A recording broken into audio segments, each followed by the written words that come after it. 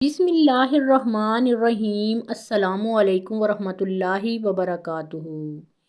یہ وہ زمانہ تھا جب عرب میں قوم سمود کا ڈنکا بجتا تھا۔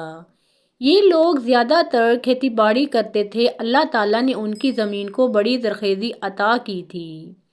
مٹی میں بڑی طاقت تھی، فصل خوب ہوتی، پانی بھی بہت تھا۔ لوگوں نے کنویں کھودے ہوئے تھے۔ دراصل یہ اپنے وقت کے بہترین انجینئر تھے۔ ان کے محلات، قلعے اور مکان ان کے ہنر کا منہ بولتا ثبوت تھے۔ میدانوں میں بڑے بڑے محل تو ہر زمانے میں بنائے جاتے تھے، لیکن قوم سمود کا حیران کن ہنر پہاڑ تراشنا تھا۔ یہ لوگ کسی مناسب پہاڑ کا انتخاب کرتے، پھر اسے تراشنا شروع کر دیتے، یہاں تک کہ پہاڑ میں مکان بنا ڈالتے۔ یہ مکان غار نما ہرگز نہیں تھے، بلکہ ان میں ہوا اور روشنی کا مناسب انتظام ہوتا۔ پہاڑ میں تعمیر ہونے کی وجہ سے یہ بہت مضبوط ہوتے تھے۔ انہی خوبیوں کی وجہ سے پورے علاقے میں ان جتنا خوشحال اور طاقتور ملک کسی کا نہیں تھا، اور یہ خوشحالی اور طاقت ہی ان کا گھمنڈ تھا، جس نے انہیں مغرور اور ظالم بنا دیا تھا۔ ارد گرد کی بستیوں پر ظلم کرنا ان کے لیے ایک کھیل کا درجہ رکھتا تھا۔ اللہ تعالیٰ کی بخشی ہوئی نعمتوں کی وجہ سے قوم سمود کے لوگ عیش کی زندگی بسر کر رہے تھے، اور اپنے نبی اور رسول حضرت ہود علیہ السلام کی تعلیمات کو بھلا چکے تھے۔ انہی حالات میں ایک نوجوان کا چرچا ہوا۔ سرخ و سفید رنگ، لمبے قد اور مضبوط جسم کا مالک یہ نوجوان عام لوگوں سے الگ تھلگ رہتا تھا۔ اسے اپنے زمانے کی فضول رونقوں سے کوئی دلچسپی نہیں تھی۔ اسے بت قدوں میں رکھے ہوئے بتوں سے بھی سخت نفرت تھی۔ لوگ اس کی زبان سے بتوں کے متعلق نفرت کے کلمات کئی دفعہ سن چکے تھے، لیکن اس کی شرافت اور دیانت کی وجہ سے اسے کچھ نہیں کہتے تھے۔ اس نوجوان کا نام صالح تھا، ایک معزز قبیلے کا باوقار شخص جسے بعد میں اللہ نے اپنا نبی بنایا۔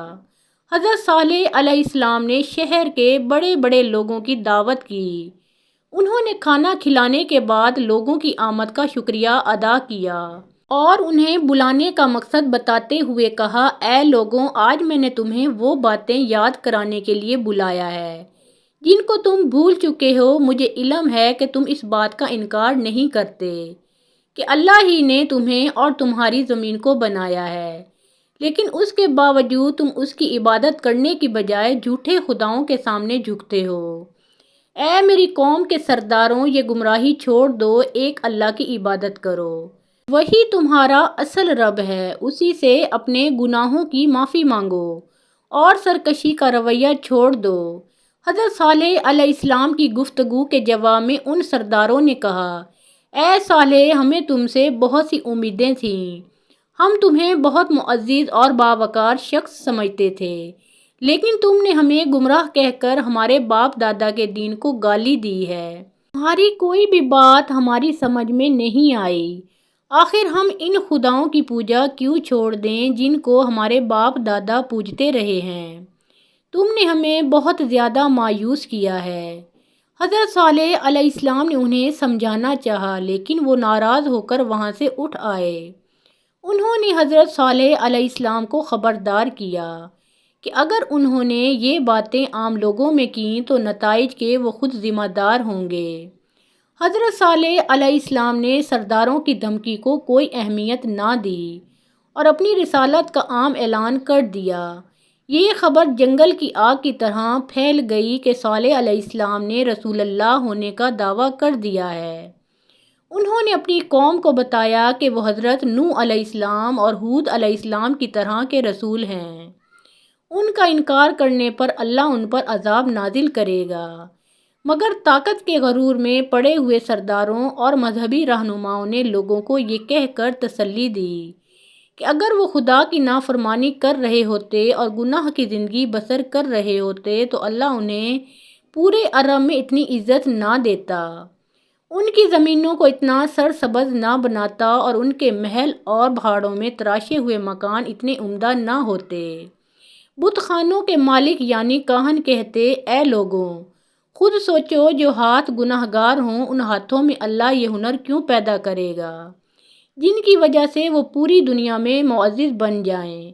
کچھ دانشور دور کی کوڑی لائے اور کہنے لگے، دراصل اس صالحہ علیہ السلام کا علیحدہ اور تنہا رہنے سے نعوذ باللہ ذہنی توازن بگڑ گیا ہے، اس لیے یہ اپنے باپ دادا کو گمراہ قرار دے کر ایسی بہکی بہکی باتیں کر رہا ہے۔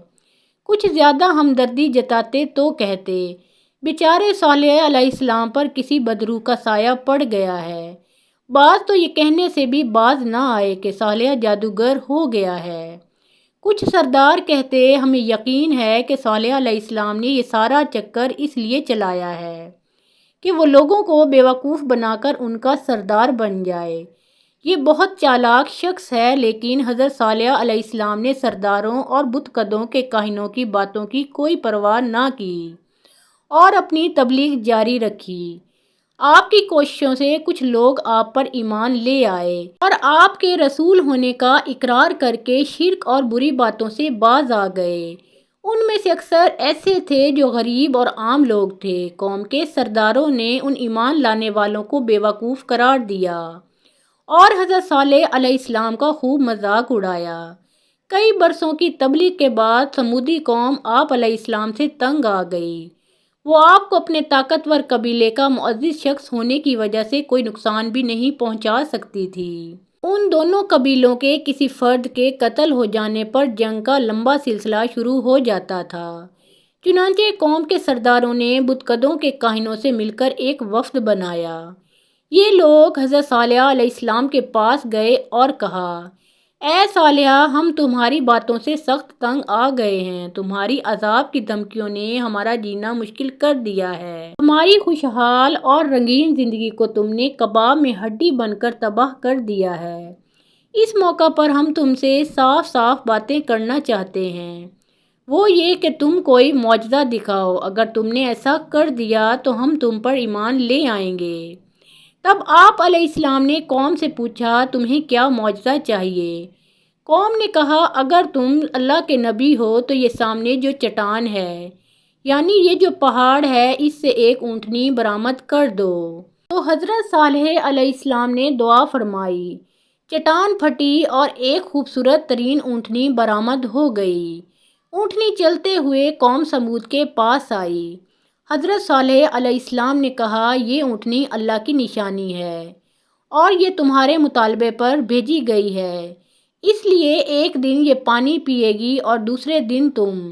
اگر اس اونٹنی کی باری کے دن تم نے کنویں سے پانی حاصل کرنے کی کوشش کی یا اس اونٹنی کو نقصان پہنچایا تو تم پر اللہ کا عذاب آ جائے گا۔ قوم کے سردار بہت ڈرے۔ وہ کچھ عرصہ تو حضرت صالح علیہ السلام کے کہنے کے مطابق اس پابندی پر عمل کرتے رہے، لیکن جلد ہی ان کا صبر ختم ہو گیا۔ انہیں اپنا یوں پابند ہونا ایک آنکھ نہ بھایا۔ وہ اونٹنی کو اپنی چراگاہوں میں چرتا دیکھتے تو سخت غصہ کھاتے۔ آخر دو مالدار اور امیر عورتوں نے دو آدمیوں کو تیار کیا، انہیں اپنی دولت کا لالچ دیا اور ان سے کہا کہ وہ اللہ کی اس نشانی یعنی اونٹنی کو ہلاک کر دیں۔ یہ دو آدمی اچھی طرح جانتے تھے کہ وہ ایک بہت ہی خوفناک کام کرنے کا ارادہ کر رہے ہیں۔ وہ پہلے تو خوف زدہ ہوئے، مگر رقم کے لالچ اور دوسرے لوگوں کے کہنے پر تیار ہو گئے۔ ان آدمیوں نے منصوبہ بنایا کہ وہ اونٹنی کو اس دن ہلاک کریں گے جب اس کے پانی پینے کا دن ہوگا۔ چنانچہ اگلے ہی دن وہ کنویں کے پاس جا کر چھپ گئے۔ ان کا منصوبہ یہ تھا کہ جیسے ہی اونٹنی کنویں کے قریب آئے گی، وہ اس پر حملہ کر کے اسے مار دیں گے۔ انہیں زیادہ انتظار نہ کرنا پڑا۔ اونٹنی لمبے لمبے ڈگ بھرتی کنویں کے قریب آئی۔ دونوں ظالم چپکے سے کنویں کی اوٹ سے نکلے اور اونٹنی پر حملہ آور ہو گئے۔ ایک نے تلوار کا وار کر کے اس کی کونچیں کاٹ دیں اور دوسرے نے آگے بڑھ کر اس کی گردن پر نیزہ مارا۔ بیچاری اونٹنی زمین پر گر پڑی۔ بے قصور اونٹنی کو زمین پر تڑپتے دیکھ کر دوسرے لوگ بھی پہنچ گئے۔ دراصل یہ لوگ چھپ کر سارا منظر دیکھ رہے تھے۔ انہوں نے جب دیکھا کہ اونٹنی پر حملہ کرنے والوں کو کچھ نہیں ہوا تو ان کا بھی حوصلہ بڑھا، وہ بھی اپنا غصہ اتارنے پہنچ گئے۔ اب وہ سب مل کر اونٹنی کو مار رہے تھے۔ اونٹنی مارنے والوں کو رشوت دینے والی عورتیں بھی یہ منظر دیکھ رہی تھیں۔ ان سب نے خوشی کے نعرے لگائے اور حضرت صالح علیہ السلام کا مذاق اڑایا۔ وہ کہہ رہے تھے کہ اے صالح، ہم نے اللہ کی نشانی اونٹنی کو قتل کر دیا ہے اور ہمیں کچھ بھی نہیں ہوا۔ یہ بے وقوف لوگ نہیں جانتے تھے کہ انہوں نے اللہ کی دی ہوئی مہلت کو اپنے ہاتھوں سے ختم کر دیا ہے۔ حضرت صالح علیہ السلام تک جب یہ خبر پہنچی تو آپ کی آنکھوں میں آنسو آ گئے۔ آپ علیہ السلام نے فرمایا کہ اب قوم سمود کی مہلت ختم ہو گئی ہے۔ ان لوگوں پر 24 گھنٹوں کے دوران ایسا عذاب آئے گا کہ ان کی بستیاں عبرت کا نشان بن جائیں گی۔ حضرت صالح علیہ السلام کی یہ بات جب اونٹنی کے قاتلوں تک پہنچی تو وہ بہت خوفزدہ ہوئے، لیکن معافی مانگنے کی بجائے انہوں نے حضرت صالح علیہ السلام کو شہید کرنے کا منصوبہ بنایا۔ 9 قبیلے اکٹھے ہو گئے اور ہر قبیلے سے ایک ایک جنگجو منتخب کیا گیا اور فیصلہ ہوا کہ رات کو حضرت صالح علیہ السلام کے گھر پر حملہ کر کے ان کا قصہ ختم کر دیا جائے گا۔ انہوں نے ایک دوسرے سے وعدہ لیا کہ حضرت صالح علیہ السلام کو شہید کرنے کے لیے سب قبیلے ایک دوسرے کا ساتھ دیں گے۔ یوں حضرت صالح علیہ السلام کا قبیلہ باقی قبیلوں سے بدلہ لینے کی جرات نہیں کر سکے گا اور ڈر کر خاموش ہو جائے گا۔ لیکن اللہ تعالیٰ نے اپنے قانون کے مطابق ان کافروں کو اپنے منصوبے پر عمل کرنے کی مہلت ہی نہ دی۔ اللہ تعالیٰ کا قانون ہے کہ اس کے رسولوں کو ان کی قوم یوں شہید نہیں کر سکتی، اور اگر کوئی قوم اس کی کوشش بھی کرتی ہے تو اس پر عذاب آ جاتا ہے۔ چنانچہ حضرت صالح علیہ السلام کو اللہ نے حکم دیا کہ وہ اپنے ماننے والوں کو ساتھ لے کر راتوں رات وہاں سے نکل گئے۔ اس رات وادی میں ایک خوفناک طوفان آیا۔ بگولے کی شکل کے اس طوفان کی گرج انتہائی دہشت ناک تھی۔ اس نے اہل سمود کو تنکوں کی طرح بکھیر کر رکھ دیا۔ مضبوط محلوں اور قلعہ نما مکانوں میں رہنے والے یہ بدقسمت لوگ اب اللہ کی پکڑ میں تھے۔ صبح ہوئی تو ان کی بستی عبرت کا نمونہ بن چکی تھی۔ ایک بھی کافر زندہ نہیں بچا تھا۔ مکانات اور محلات کا تو ذکر ہی کیا، پہاڑ بھی یوں نظر آ رہے تھے جیسے ہوا ان کے آر پار ہو کر گزری ہو، اور یہ پہاڑ اور محل پتھروں کے نہیں بلکہ کپڑے کے بنے ہوئے تھے، اور ہوا نے آگ کی طرح ان کو جلا کر تباہ کر دیا تھا۔ حضرت صالح علیہ السلام ایمان لانے والوں کے ساتھ فلسطین کے علاقے رملہ کے قریب آ کر آباد ہو گئے اور باقی زندگی وہیں گزار دی۔